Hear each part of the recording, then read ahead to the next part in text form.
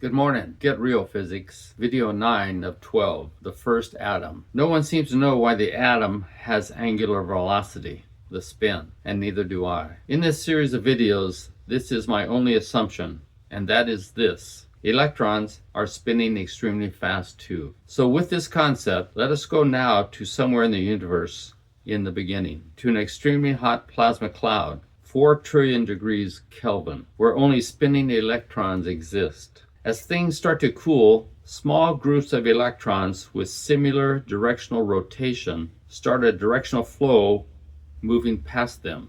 As more and more similar rotating electrons pass near this small group of directional flows, their similar spinning directional flow pulls them into this mass. Then the intensity of rotation increases and the intensity of the flow increases, drawing the proximity of each electron closer and closer. When electrons with reverse rotational directions are pulled near towards this opposing directional mass flow, then they are flipped over and then they are drawn into the mass, just as a bar magnet did when we used to play with it on the table. This mass continues to grow until the mass reaches a near perfect sphere of 1837 electrons. This is what the world currently calls a proton or a neutron. But I've shown you there is no positive and negative, but there are only the forces of the directional flow torque vortices. So I call this new group of electrons MEMS, MEMS, which stands for multi-electron mass, with their shared directional flow torque vortices.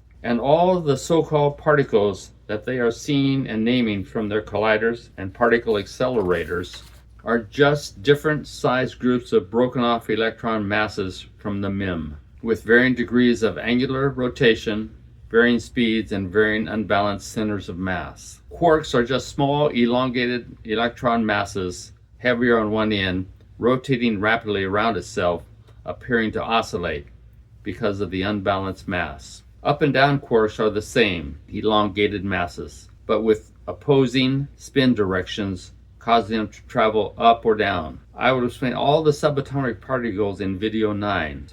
Back to the MEMS. When the MEMS reach near perfect spherical mass of 1837 electrons, the density of the mass has increased dramatically because of the congruent directional spin of each electron, which has drawn them closer and closer together. The unifying spin of this MEM draws and creates the cloud around itself because of its rotational speed. And with this increase, DFTs are formed around this mass, and the surrounding electrons with minimal speeds are caught up in the directional flow torque vortices, and this becomes the surrounding atomic cloud. And in a short time, the time delay, the supersymmetric cloud is formed, and the first hydrogen atom is born.